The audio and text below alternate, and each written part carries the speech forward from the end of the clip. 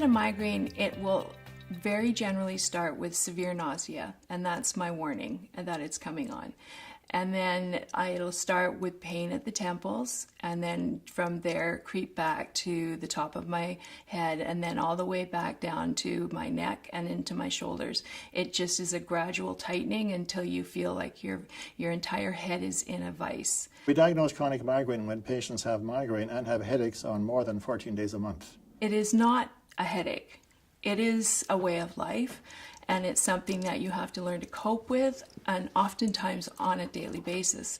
Migraine headaches tend to have some associated nausea, or at least light and sound sensitivity. Another factor to consider in the disability caused by migraine and by chronic migraine is that the more severe attacks aren't always predictable.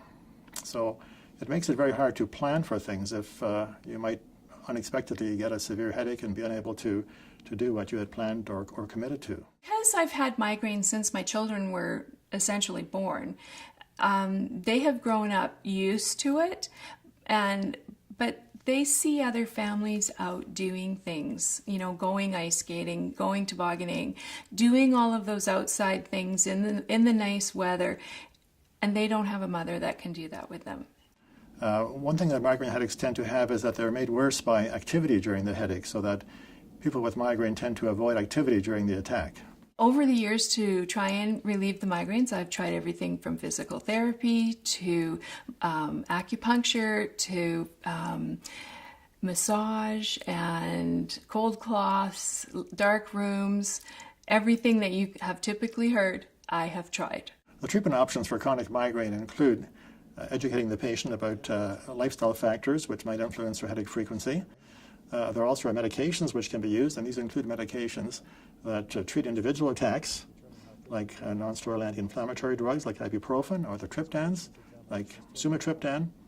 There are also preventative medications which are meant to be taken daily, like propranolol or topiramate, which will reduce migraine frequency for many patients. It was 16 years before it was diagnosed as a neurological issue and needed to be treated as migraines with the modern knowledge that we had for migraine treatment. And that was when preventative medications were given to me for the first time. Migraine treatment has improved over time. We have many more treatment options available now. Some have been quite revolutionary in the sense that the triptans, medications for individual attacks, were a huge change in the early 1990s.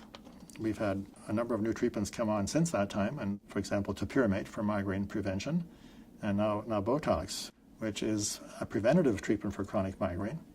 It's somewhat different from the traditional oral treatments, which were tablets, because the Botox is injected. We have a whole new class of medications called the CGRP antagonists.